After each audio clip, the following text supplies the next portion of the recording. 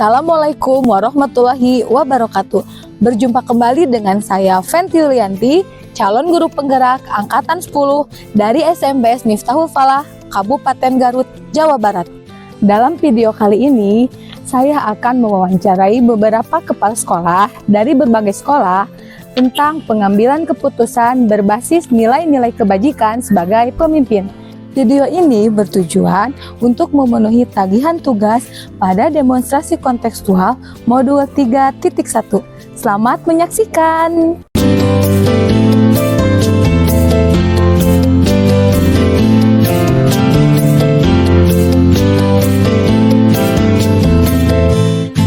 Selamat pagi Pak. Selamat pagi Bu Fenty. Ini Pak, saya ada tugas dari guru penggerak, di mana tugasnya itu saya harus mewawancarai pimpinan sekolah terkait tentang pengambilan keputusan yang selama ini dilakukan di sekolah. Baik. Nah, untuk itu saya ingin meminta waktu Bapak sebentar karena ada beberapa hal terkait pengambilan keputusan ini yang akan saya tanyakan dalam sesi wawancara kali ini. Baik, silakan Bu Fenty. Nah, kita mulai ya Pak ya. Baik, silakan. Begini Pak, yang pertama ya, yang saya tahu kan Bapak sudah menjabat sebagai kepala sekolah di SMPS Miftahul Falah ini lebih dari 5 tahun ya Pak ya? Betul. Sama ini, bagaimana Bapak dapat mengidentifikasi kasus-kasus yang terjadi baik dari peserta didik ataupun dari guru-guru yang ada di sini yang merupakan dilema etika ataupun bujukan moral? Baik. Terima kasih Bu Fenty atas kesempatannya.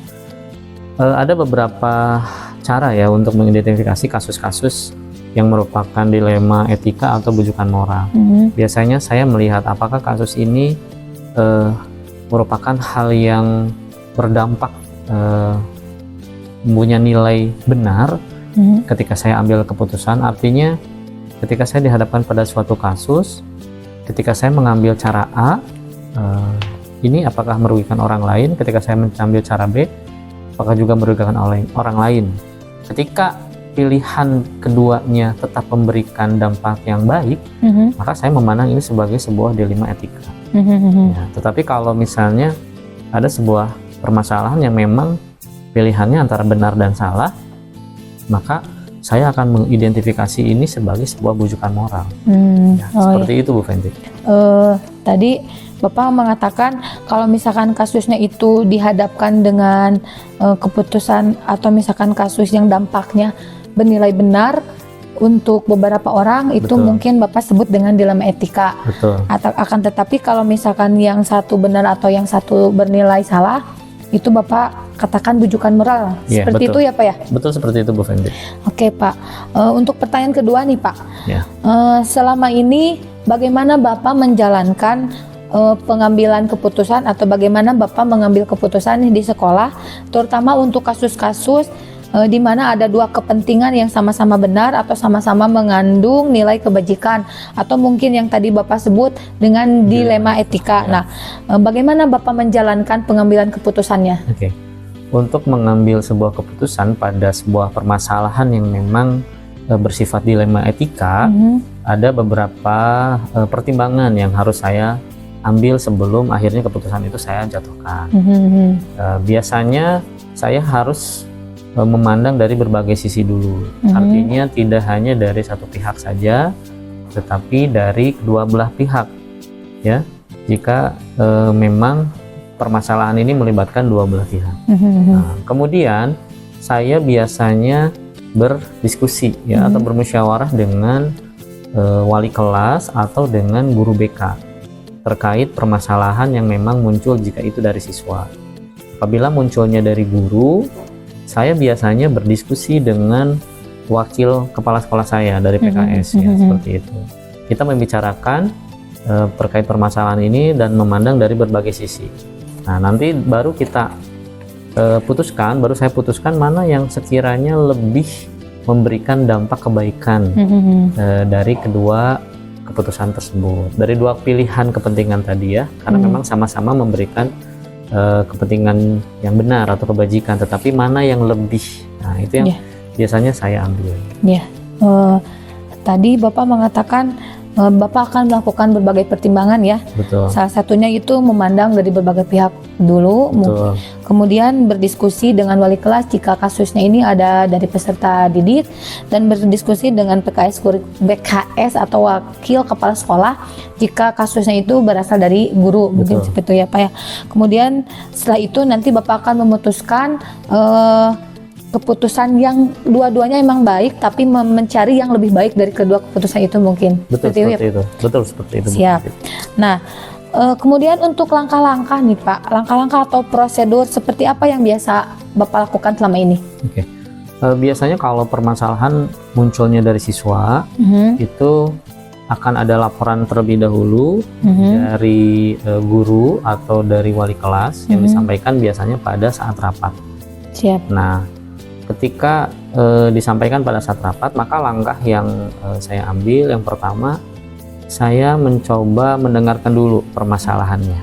Ya, saya coba cari apa asal muasal atau inti masalah dari kasus yang muncul.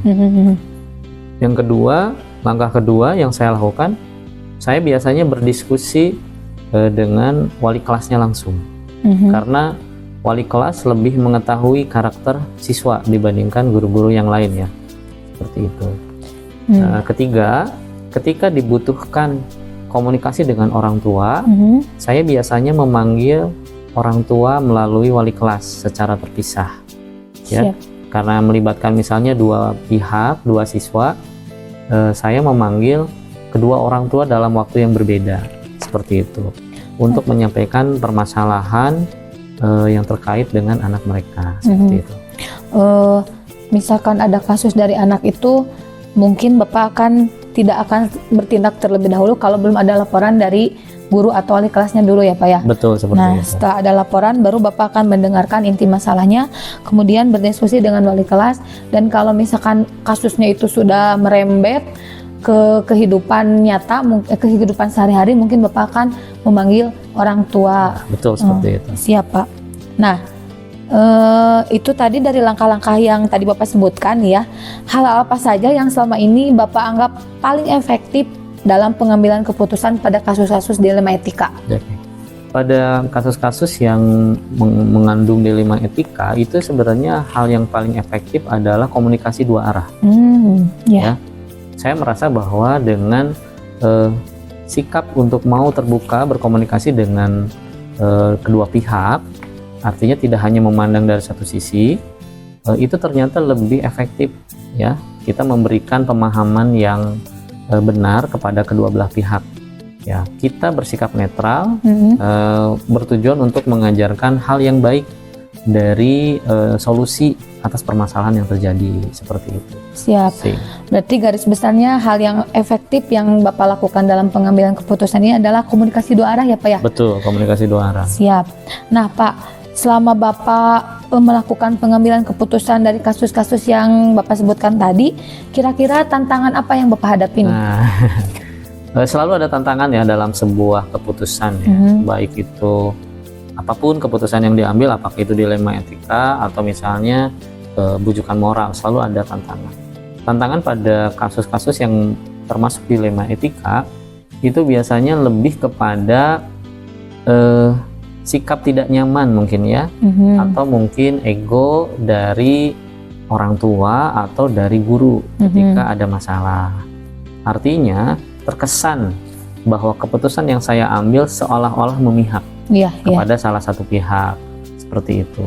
Tetapi ketika kita sampaikan dengan komunikasi dua arah tadi, setidaknya kita bisa memperlihatkan bahwa kita berusaha netral, kita berusaha mengajarkan apa yang terbaik ya dari solusi yang diambil. Ya, tantangannya mungkin intinya sikap tidak nyaman ya Pak ya. Betul. Mau itu kasus dilema etika maupun bujukan moral, mau berhubungan dengan anak atau dengan guru dan orang tua sekalipun. Betul, seperti itu. Siap Pak. Untuk pertanyaan selanjutnya nih Pak ya, apakah Bapak memiliki jadwal atau misalkan gini, Bapak ada kasus nih, apakah Bapak langsung menindak kasusnya itu di saat itu juga, atau misalkan ada jadwal yang Bapak sudah tentukan nih, harus kapan menyelesaikannya, terus bentuk atau prosedurnya seperti apa mungkin Pak? Oke, kalau untuk prosedur penyelesaian permasalahan yang ada di sekolah, kita tetapkan bahwa ketika permasalahan itu bisa diselesaikan oleh guru mata pelajaran pada saat pembelajaran berlangsung, maka guru mata pelajaran bisa menyelesaikan langsung di tempat. Tetapi ketika tidak bisa diselesaikan oleh guru mata pelajaran, maka nanti guru mata pelajaran menyampaikan kepada wali kelas, sehingga nanti wali kelas memiliki waktu khusus untuk memanggil siswa yang terkait permasalahan pada waktu konseling dengan wali kelas. Jika masih tidak bisa diselesaikan, maka nanti dari guru BK atau PKS kesiswaan yang akan membantu wali kelas menyelesaikan masalah tersebut. Siap. Nah, jika masih juga tidak bisa diselesaikan, artinya melibatkan pihak luar seperti orang tua dan lain sebagainya, maka baru nanti saya turun tangan untuk membantu. Adapun jadwal sebenarnya tidak ada waktu khusus. Tetapi jika memang permasalahan ini membutuhkan waktu untuk berdiskusi dua arah dengan pihak-pihak tertentu, saya tidak langsung menyelesaikan on the spot, tidak langsung pada saat itu. Jadi kita kasih tenggang waktu 2-3 hari untuk bisa memanggil dulu pihak-pihak yang dibutuhkan untuk komunikasi tadi. Oh, sangat menarik ya Pak ya. Jadi kalau masalahnya memang bisa diselesaikan oleh guru yang bersangkutan, langsung diselesaikan dari itu juga. Terus tadi kalau misalkan masih belum bisa diselesaikan, bisa diselesaikan pada saat BK dengan wali kelas. Kemudian kalau masih belum bisa lagi, bisa dibawa kasusnya itu ke BK, dan mungkin kalau BK masih belum bisa menangani, baru Bapak bertindak ya. Betul, adapun untuk jadwalnya tadi kata Bapak, jadwalnya itu tidak langsung, tapi dikasih tenggat waktu 2-3 hari. Betul. Untuk pemanggilan orang-orang yang dibutuhkan dalam kasus tersebut. Ya. Oke Pak, untuk pertanyaan selanjutnya nih, adakah seseorang atau mungkin faktor-faktor yang selama ini mempermudah atau membantu Bapak nih dalam pengambilan keputusan dilema etika ini? Baik, kalau sosok seseorang yang membantu sebenarnya tidak ada satu sosok ya. Artinya dengan prosedur di mana kita membiasakan bermusyawarah, baik itu dengan kurikulum saya, dengan kesiswaan saya, atau mungkin dengan guru BK saya, itu biasanya lebih memudahkan ya mengambil keputusan yang terbaik dari kasus-kasus dilema etika. Nah, artinya dua kepala lebih baik daripada satu kepala. Ya, artinya ada sudut pandang yang berbeda yang bisa dijadikan acuan lain gitu ya, sehingga pengambilan keputusan bisa benar-benar holistik atau menyeluruh ya, tidak subjektif dari sudut pandang saya sendiri. Gitu. Berarti intinya dalam menyelesaikan sebuah kasus itu dengan prosedur yang tadi Bapak katakan, banyak orang yang membantu ya Pak ya. Betul sekali. Karena kata Bapak tadi, saya tertarik ya Pak, dua kepala lebih baik daripada satu kepala. Betul. Jadi mungkin keputusannya akan lebih objektif ya Pak ya, Betul. tidak subjektif. Nah, terakhir nih Pak, dari semua hal yang telah Bapak sampaikan tadi ya, pembelajaran apa nih yang dapat Bapak petik dari pengalaman Bapak ketika mengambil keputusan dilema etika? Oke, baik. Pembelajarannya sebenarnya ketika sebelum muncul permasalahan, saya dengan rekan-rekan selalu mencoba menciptakan sebuah lingkungan kerja yang nyaman dan aman artinya ya. Artinya di ruang lingkup guru, saya mencoba menciptakan sebuah lingkungan kerja yang ramah terhadap guru, di mana guru merasa nyaman ketika bekerja dengan rekan-rekannya. Nah, begitu pula untuk siswa-siswa, saya mencoba menciptakan sebuah lingkungan sekolah yang ramah anak. Nah, sehingga ini akan mengurangi munculnya kasus-kasus dilema. Tetapi ketika misalnya terjadi hal-hal yang saya dapat pelajari adalah kebanyakan kasus-kasus dilema etika itu muncul dari ketidaktahuan pihak-pihak yang terlibat, atau dari ego mungkin ya, ego dari pihak-pihak yang memang belum terbiasa bekerja sama dalam sebuah tim atau kelompok. Iya. Itu saja mungkin Bu. Menarik ya Pak ya. Tadi Bapak katakan pembelajaran yang didapatnya itu Bapak menciptakan lingkungan yang aman serta nyaman ya untuk para guru, dan juga menciptakan lingkungan sekolah yang ramah anak ya untuk peserta didik. Wah, menarik sekali ya Pak ya.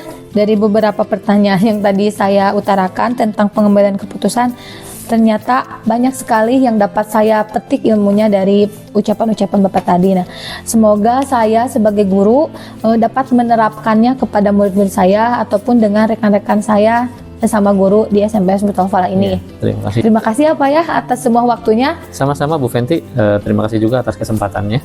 Mungkin saya akhiri sesi wawancara ini.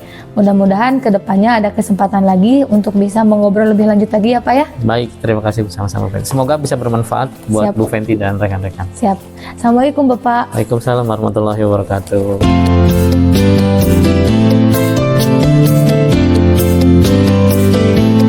Assalamualaikum Ibu. Waalaikumsalam Ibu. Bagaimana Bu kabarnya hari ini? Alhamdulillah sehat. Ibu bagaimana? Alhamdulillah sehat Ibu. Sebelumnya saya ucapkan terima kasih ya Bu atas waktu yang telah Ibu berikan kepada saya. Ya. Kebetulan nih Bu, saya ada tugas guru penggerak nih. Iya. Di mana tugasnya itu saya harus mewawancarai beberapa kepala sekolah terkait pengambilan keputusan yang pernah Ibu atau misalkan Bapak lakukan di sekolah masing-masing. Tadi sebelumnya saya sudah melakukan wawancara dengan kepala sekolah saya Bu di SMP Miftahul Falah. Iya. Nah sekarang saya sempatkan ke sini untuk mewawancara Ibu. Ya, silakan. Yang saya tahu kan Ibu sudah menjabat sebagai kepala sekolah di SDS Miftahul Falah ini lebih dari 5 tahun ya Bu ya? Ya, alhamdulillah lebih dari 5 tahun. Oke Bu, izinkan saya Bu untuk mengajukan beberapa pertanyaan di sesi wawancara ini. Ya, silahkan. Nah, yang pertama ya Bu ya, kita mulai ya. Baik. Nah, selama Ibu menjabat menjadi kepala sekolah, bagaimana Ibu dapat mengidentifikasi kasus-kasus yang merupakan dilema etika atau bujukan moral? Tentu kasus-kasus yang ada di sekolah itu tidak terlepas dari masalah anak, kemudian masalah guru. Jadi cara saya mengidentifikasi itu pertama mungkin ada laporan dulu ya dari anak. Kalau kasusnya anak, mungkin anak melaporkan ke guru. Guru menyampaikan ke kepala sekolah kalau memang guru itu tidak bisa menyelesaikan saat itu juga gitu. Jadi caranya kita mendengarkan dari guru setelah guru itu menyampaikan laporan dari siswa. Itu kalau terkait dengan masalah yang ada di siswa. Kalau terkait dengan masalah di guru, biasanya guru yang memiliki masalah itu menyampaikan kepada koordinator. Kalau di kami itu ada namanya koordinator guru. Nah, selagi koordinator guru itu bisa memberikan solusi itu, ya alhamdulillah selesai. Tapi ketika guru membutuhkan saran dan masukan, baru mereka memberitahukannya kepada saya. Gitu. Siap Ibu. Jadi tadi cara Ibu mengidentifikasi kasus-kasus di sekolah ini, kalau misalkan dari anak disampaikan dulu ke guru, kemudian kalau misalkan masih tidak bisa diselesaikan baru ke KS. Iya betul. Nah, adapun kalau misalkan masalahnya dari guru disampaikan dulu ke koordinator guru ya. Iya betul. Kebetulan di sini ada.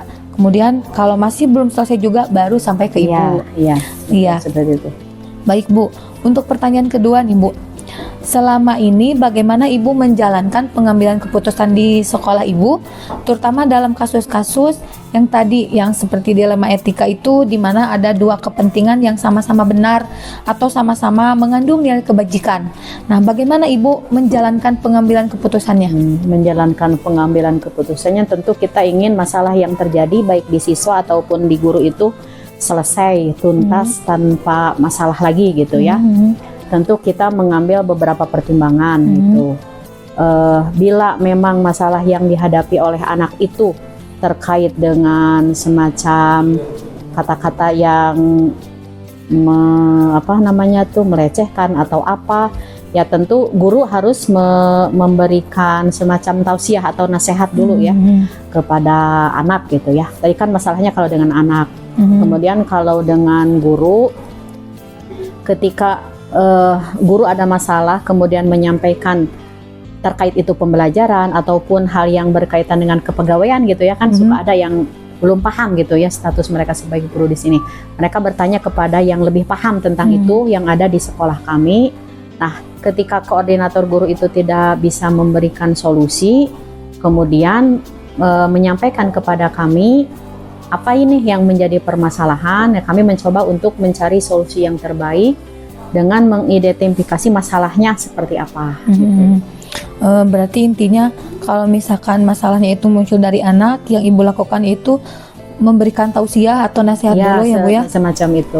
Kalau misalkan dari guru tadi ya melibatkan koordinator melibatkan guru. koordinator guru. Karena mungkin koordinator gitu setidaknya sudah ada pengetahuan gitu ya tentang masalah-masalah yang dihadapi gitu. Karena koordinator itu kan orang yang sudah lebih senior ya, sudah lebih lama, artinya pengalamannya sudah lebih banyak dari guru yang lain seperti itu. Siap Ibu.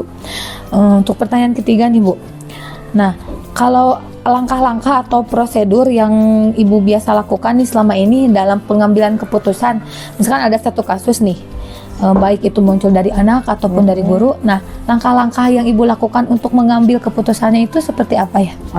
Kalau langkah-langkah yang saya ambil, tentu kita harus menjadi pendengar dulu ya, mendengarkan dengan seksama, tidak langsung mengambil keputusan, tidak langsung memvonis misalkan itu memang anaknya seperti itu atau gurunya seperti itu, tapi kita mendengarkan terlebih dahulu apa yang menjadi permasalahan. Kemudian kalau memang kasus itu melibatkan beberapa pihak, anak A dengan anak B, kalau anak gitu ya, tentu kita berkomunikasi ya, berkomunikasi dengan anak-anak yang terkait dengan masalah tersebut, kemudian mencari benang merah apa sih sebenarnya yang terjadi. Karena mungkin persepsi anak yang anggaplah anak menjadi korban misalkan, itu berbeda dengan anak yang melakukan hal yang buruk gitu ya, pasti berbeda. Maka kita akan mendengarkan dari kedua belah pihak. Setelah itu kalau memang saat itu bisa diselesaikan, alhamdulillah. Kalau tidak, tetap berlarut-larut, kita mungkin bisa melibatkan atau memanggil orang tua, karena mungkin apa yang mereka lakukan itu sebagian karena pola asuh yang dilakukan oleh orang tua. Berarti kita juga bisa memberikan pendampingan kepada orang tua. Sebenarnya anak itu bagaimana nih di sekolah, karena terkadang anak itu kalau di sekolah, kalau istilah Sunda mah maceh gitu ya, tapi di rumah mungkin biasa-biasa saja, tapi ketika nyampe ke sekolah kok seperti ini. Itu kan orang tua kadang tidak tahu gitu ya apa yang terjadi di sekolah. Orang tua menganggap anak itu baik-baik saja, tapi ternyata di sekolah seperti itu. Jadi kita melakukan komunikasi juga dengan orang tua ya, gitu ya, supaya orang tua tahu gitu ya bagaimana cara menangani anaknya ketika terjadi kasus di sekolah. Iya, sangat menarik ya Bu ya. Tadi Ibu katakan langkah pertama dalam mengambil keputusan itu Ibu menjadi pendengar yang baik dulu ya. Pendengar dulu. Tidak langsung menjajah salah tidak boleh kita ya. Kemudian tadi Ibu akan mencari atau menarik benang merah dan berkomunikasi ya. Betul. Kan kalau misalkan kasusnya sudah lebih parah ya Bu ya, boleh dilakukan pemanggilan orang tua. Karena jadi tidak langsung memanggil orang tua, selesaikan dulu di sekolah. Kalau sudah aman, baru tidak usah melibatkan orang tua. Kalau masih berlarut-larut, baru kita panggil orang tua. Mungkin kata Ibu tadi benar ya, misalkan anak itu di sekolah biasa-biasa aja, di rumahnya tadi kata bahasa Sundanya mace, ataupun sebaliknya di sekolah mace, di rumahnya baik-baik saja.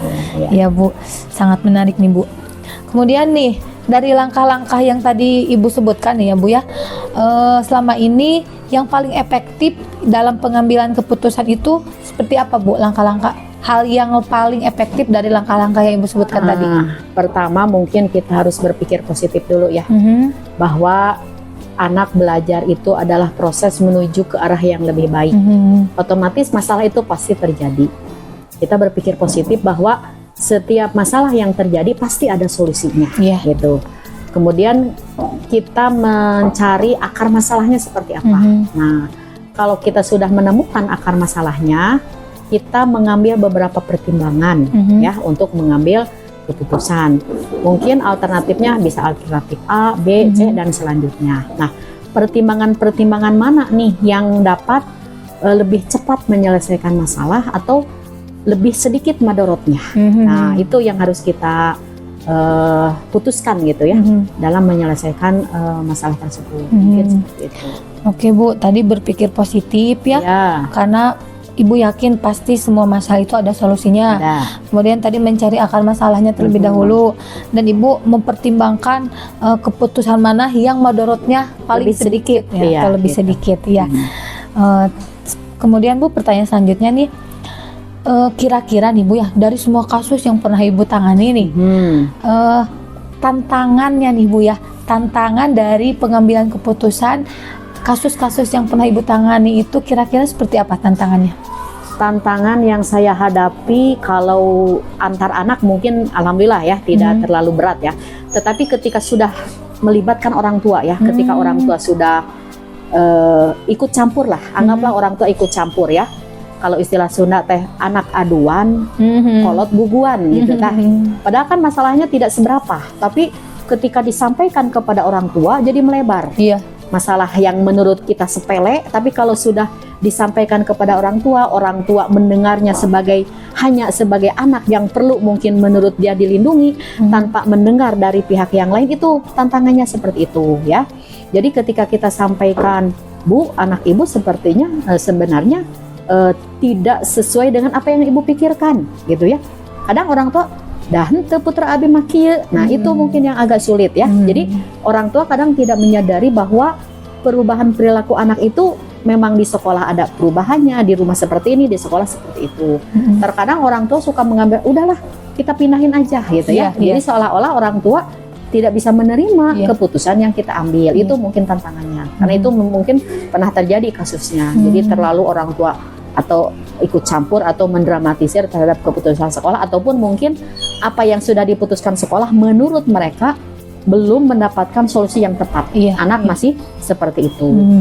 Mungkin ya Bu ya, tadi kan kata Ibu ketika sudah melibatkan orang tua itu jadi tantangan ya dalam pengambilan keputusan, karena yang kita tahu ya Bu ya, kalau di SD ini kan yang berantemnya anak, melibatkan orang tua, jadi anaknya sudah baikan, orang tuanya masih tetap itu berantem. Tantangannya. Iya. Gitu ya. Sama mungkin Bu ya dengan SD-SD yang lain juga. Nah Bu, selanjutnya nih Bu, kalau misalkan ada kasus nih ya, apakah Ibu langsung menyelesaikannya hari itu juga atau on the spot, atau misalkan ada jadwal tertentu yang selalu Ibu lakukan? Nah, bentuk dan prosedurnya itu seperti apa? Kalau ada kasus, kita lihat dulu ya. Karena gini, ketika ini mungkin karena kita tadi banyak membahasnya anak ya. Karena kalau guru mah nggak ada, insya Allah ya. Kita pertama mendengar dulu ya. Prosedurnya kita mendengar dulu tadi ya, menjadi pendengar setia. Kita dengar dari dua belah pihak ya. Karena pasti persepsinya berbeda. Nah, setelah mendengar dari apa yang disampaikan itu, kemudian kita bertanya dari hati ke hati ya kepada anak tersebut ya. Kalau kita cara menyampaikannya, kita menjadi orang yang kedua-duanya menjadi orang yang bisa melindungi, mungkin mereka akan terbuka ya dengan masalah yang mereka hadapi. Jadi prosedurnya seperti itu. Kalau memang tadi ya saat itu juga masalahnya tidak terlalu berat, bisa diselesaikan, bisa dengan anak komunikasi lagi, bisa bermain lagi gitu ya. Ya saat itu juga diselesaikan. Nah, gitu ya. Walaupun mungkin tapi tidak ketika berantem atau ketika ada masalah bukan hartosna saat itu langsung ya. Kita menunggu anak reda dulu. Karena kan ketika ada masalah anak biasanya emosinya lagi meledak-ledak gitu ya. Kita buat anak itu berada dalam posisi tenang dulu. Nah, kalau sudah tenang, sudah tidak emosi lagi, baru kita tanya apa sebenarnya yang terjadi. Nah, mungkin dari situ ketika anak sudah tenang, dia bisa menyampaikan informasinya secara benar dengan pikiran yang baik, dengan hati yang jernih. Mungkin seperti itu. Siap Bu. Tadi tetap ya intinya menjadi pendengar yang baik dulu ya dari kedua belah pihak. Kemudian bertanya dari hati ke hati. Nah, tapi kalau misalkan masalahnya ringan bisa diselesaikan saat itu, mangga diselesaikan. Tapi kalau udah berat kita nunggu dulu kedua belah pihak emosinya turun dulu ya Bu ya. Iya, seperti itu. Iya, siap Ibu. Kemudian Ibu, pertanyaan selanjutnya. Ketika Ibu mengambil keputusan ya, apakah ada seseorang atau mungkin faktor-faktor yang membantu Ibu dalam pengambilan keputusan tersebut? Ya, kalau keputusan akhir memang tetap ada di kepala sekolah ya. Tapi kita adalah satu tim ya. Kita tidak bisa melepaskan pendapat dari orang-orang yang terlibat langsung pada permasalahan yang ada di sekolah. Tentu kita juga mendengarkan gitu ya. Kira-kira masukan, saran dari para guru yang setidaknya masukan itu bisa melengkapi gitu ya apa yang sudah kita putuskan. Kemudian dengan berbagai pertimbangan yang tadi disampaikan yang sedikit madorotnya. Jadi tentu kita mendengarkan juga dari guru, kira-kira nih menurut guru seperti apa. Kemudian kita juga akhirnya ada di kepala sekolah memutuskannya, tapi tetap kita mendengar saran dan masukan dari guru-guru yang terlibat dalam masalah tersebut. Siap Ibu. Jadi intinya yang membantu Ibu tuh pasti guru-guru yang terlibat dalam masalah tersebut ya Bu ya. Iya betul. Agar lebih objektif mungkin ya Bu ya keputusannya. Siap Bu. Terakhir nih Bu ya. Oh iya. Dari semua hal yang telah disampaikan tadi ya, pembelajaran apa yang dapat Ibu petik dari pengalaman Ibu dalam pengambilan keputusan, terutama tentang dilema etika ini Bu? Apa tadi? Pengalaman ya? Iya, pembelajaran yang ya. dapat Ibu petik. Pembelajaran yang dapat saya petik, pertama kita harus menjadi guru atau kepala sekolah yang siap ya, siap menghadapi apapun yang terjadi, masalah besar ataupun kecil, insya Allah kita yakin ada solusinya ya. Tidak ada masalah yang tidak ada solusinya. Kita belajar dari masalah-masalah yang terjadi, kita belajar dari keputusan-keputusan yang sudah kita laksanakan gitu ya. Setelah itu kita lihat tindak lanjut setelah kita mengambil keputusan itu apa. Kalau memang tindak lanjut atau hasil dari yang kita putuskan itu baik, berarti kita akan meneruskan atau bahkan meningkatkan. Kalau yang kita putuskan itu kurang tepat, kita mungkin terus berpikir, terus belajar gitu ya, bagaimana mencari solusi yang terbaik agar masalah-masalah yang hampir serupa itu tidak terulang lagi. Gitu, itu pengalamannya. Kemudian yang kedua, memang di antara guru itu harus terjalin komunikasi yang baik, komunikasi yang santun, komunikasi yang saling menghargai gitu ya, tanpa menjas, oh anak ini mah seperti ini, oh ini guru mah. Kadang kan di sekolah itu bermacam variasi guru ya, cara menyampaikan atau cara menyentaskan masalah. Ada yang gercep, ada yang santai gitu ya, ada yang langsung panggil orang tua. Nah itu menjadi pembelajaran juga bahwa guru yang bervariasi itu juga kita perlu memformulasikannya bagaimana gitu ya, mensikapinya seperti apa gitu ya. Walaupun mungkin tetap di dalam satu koridor, komunikasi itu harus dijalankan dengan baik gitu ya, antara guru dengan guru, guru dengan kepala sekolah, guru juga dengan orang tua, guru juga dengan anak, itu komunikasinya harus efektif gitu ya.